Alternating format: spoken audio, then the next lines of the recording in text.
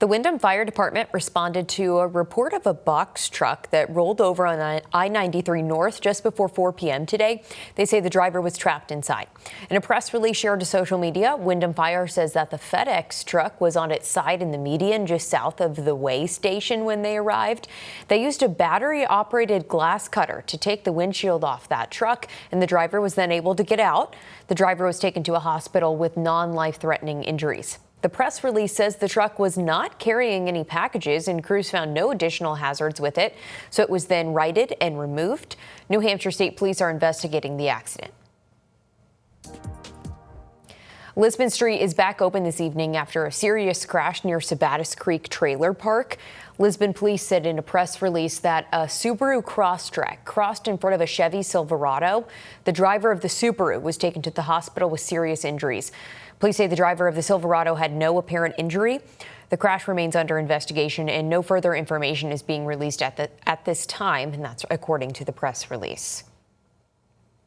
A shelter-in-place order is lifted in Belfast after police arrested a man accused of burglary. Police say Thatcher Jackson entered his ex-girlfriend's bedroom with a gun this morning before leaving through the window. Police then searched around the area near Chickadee Circle for hours, warning locals to stay inside and be on the lookout. Police say they caught up with Jackson this afternoon. He's now facing several charges. It's a large area to search, and obviously he was extremely dangerous. He was armed. He had made threats that, he wasn't going to be taken, and he was going to put up resistance and fight us. So we wanted to make sure the officers were safe and that we had enough out there. The investigation is still ongoing, and officials say he could still face more charges. Last night, we told you about a shooting that happened in Lewiston. That makes for 3 shootings in just 4 days in the city. They say a 20-year-old shot another man in the leg after a fight between several men. Christian Lee brings us more on how the community is feeling now. Lewiston, it just keeps on getting worse and worse by the day. And then we're just not doing nothing to fix about it. Worse and worse by the day. This is what Lewiston residents are saying after Monday's shooting that left 1 man injured. Many in the community still in shock. What happened last night was insane. Lewiston Mayor Carl Shaleen sharing the same feeling of frustration. The youth gun violence that has racked our city recently is absolutely horrible, and it needs to stop. This is the 3rd reported shooting that we've heard of in Lewiston over the past 3 days, and community members are getting fed up. It's kind of sad that all this violence and gun violence is going on in my city, and nobody's doing nothing about it. Now police officers in the area working as hard as they can to keep the violence at bay. We have guys that are working doubles every day. As the department is stretched to the limit, Lieutenant Derek St. Laurent knows they can't deal with the violence alone. Hopefully we can all come together, get on some common ground, and make good decisions for the city of Lewiston and the state of Maine. And Mayor Shaleen addressing the public saying, if you see something, you need to say something. He also has an important message for parents. If your child has a gun, only one of 2 things will happen.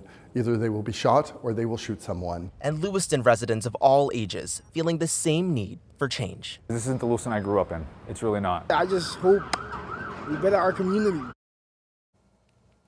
That was our Christian Lee reporting for us.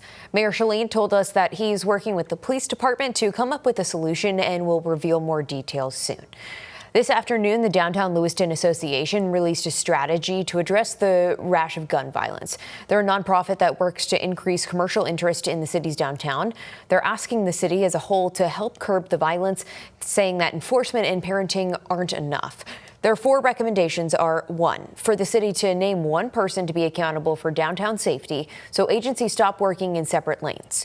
2, to give young people a place to be when they're not at home or at school. 3, to fix the lighting in impacted neighborhoods. And 4, to address the properties in areas where trouble concentrates.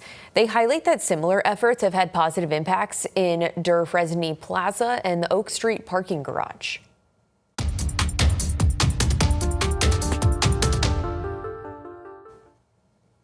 Tomorrow, there are new so-called ICE outlaws going into effect. A lot of this legislation was drafted after Operation Catch of the Day in Maine this past winter. There are 4 of these laws focused specifically on how Maine entities work and often don't work with immigration enforcement. On policing, there are 2 laws. One clarifies that Maine jails do not have to house detainees from ICE or Border Patrol. The other law prevents local law enforcement from coordinating on most immigration operations. On housing, this law prohibits landlords from sharing certain personal details, such as national origin. There are exceptions, such as a warrant. The final law applies to schools and hospitals, preventing staff there from giving immigration agents access to non-public areas within the buildings or access to protected records without a warrant. This policy applies to all Mainers regardless of immigration status. Chief Counsel for the ACLU of Maine, Zach Hayden, says these laws are directed at Maine and not the federal government. We expect that ICE will continue to ignore the law and ignore the Constitution. That has become their modus operandi. But we expect more from people in Maine. Places of worship, private schools, daycares, and public libraries do not have to abide by the new laws, but have the option to. And tomorrow, the Scarborough Town Council will vote to call for Maine's congressional delegation to address the ICE facility in the town. Federal immigration uses the facility on Manson-Libby Road as a processing center. A proposed resolution would also call upon ICE to increase its transparency when acting in Maine communities. This is in response to the fatal shooting earlier this month in Biddeford. The council will take up the issue tomorrow at 6 p.m. There's much more to come tonight. Work to create a new community-owned grocery store continues in Lewiston. How things are moving along, up next.